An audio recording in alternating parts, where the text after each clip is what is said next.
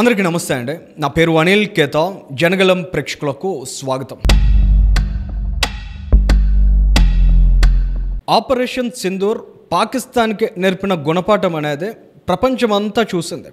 కానీ ఆపరేషన్ సింధూర్ భారతదేశంలో ఉన్న కొద్ది మంది వ్యక్తుల యొక్క ఆలోచన సరళిని కూడా ప్రజలకు అర్థమయ్యేలా చూపించింది. అది సెక్యులర్గా చెప్పుకునే కొద్దిమంది వ్యక్తులు కావచ్చు, లేదా ఒక మతపరమైనటువంటి కోణంలో చాలా బలమైన ఆలోచనలు ఎక్స్ప్రెస్ చేసేటువంటి వ్యక్తులు కావచ్చు.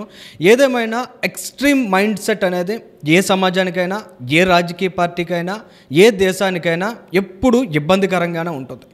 ఇటీవల కాలంలో మనం ఒక కామెంట్ చూసాం.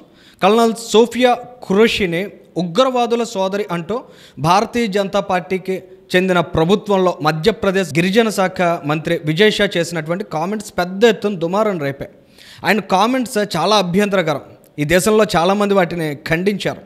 అటువంటి కామెంట్స్ చేసిన తర్వాత విజయ్ షా ఆ మంత్రి కనీసం సిగ్గుపడకపోవడం, కనీసం ఆలోచించకపోవడం, కనీసం ఆయన మాట్లాడిన తప్పుడు వ్యాఖ్యల మీద కనీస పశ్చాత్తాపం కూడా వ్యక్తపరచకపోవడం అనేది నిజంగా ఆలోచనలో పడేస్తుంది.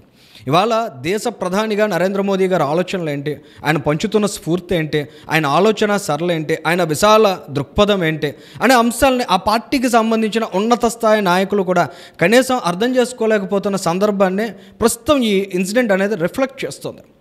ఆ విజయ్ షా చేసినటువంటి కామెంట్స్ మీద మధ్యప్రదేశ్ హైకోర్టు సుమోటోగా స్వీకరించింది.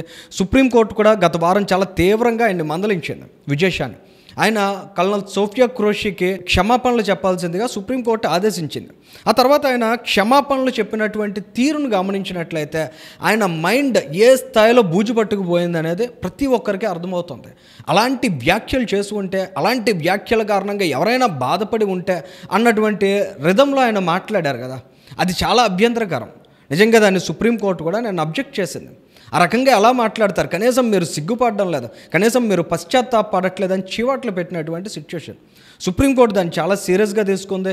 3 సభ్యులతోటి ఐజీ ర్యాంక్ క్యాడర్ కలిగినటువంటి వ్యక్తి అందులో ఉండాలని, ఒక మహిళా పోలీస్ అధికారి ఉండాలని, 3 సభ్యులతో సిట్ని ఇమీడియట్గా ఏర్పాటు చేయాలని నిన్న ఆదేశించింది. నిన్న రాత్రి సుప్రీంకోర్టు డైరెక్షన్ మేరకు మధ్యప్రదేశ్ రాష్ట్రంలో డీజీపీ సిట్ కూడా ఏర్పాటు చేశారు. ఈ నెల 28వ తేదీ లోపల తొలి దశ నివేదికను కూడా అందించాలని చాలా స్పష్టంగా ఆదేశాలు ఇచ్చింది. ఈ ఎంటైర్ ఇష్యూని అబ్జర్వ్ చేసిన తర్వాత మొసలి కన్నీరు కారుస్తున్నటువంటి విజయ్ షా లాంటి వాళ్ళు నిజంగా ఈ దేశంలో చాలామంది ఉన్నారు. వాళ్ళు ఏ పార్టీలో ఉన్నా, వాళ్ళు ఏ ఐడియాలజీలో ఉన్నా, ఒక దేశం అనే భావనతో ఐక్యంగా ఉండలేనటువంటి వ్యక్తులు ఖచ్చితంగా ఈ దేశానికి ప్రమాదకరమనే విషయాన్ని మాత్రం ప్రజలు గుర్తించాలి. వాళ్ళు హిందుత్వ అజెండాతో ఉన్నారా, లేక వాళ్ళు ఇస్లాం అజెండాతో ఉన్నారా, క్రైస్తవ అజెండాతో ఉన్నారా, కాంగ్రెస్ పార్టీ పక్షాన ఉన్నారా, బీజేపీ పక్షాన ఉన్నారా అనేది అప్రస్తుతం.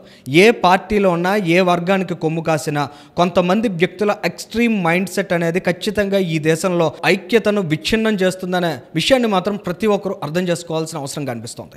Thank you.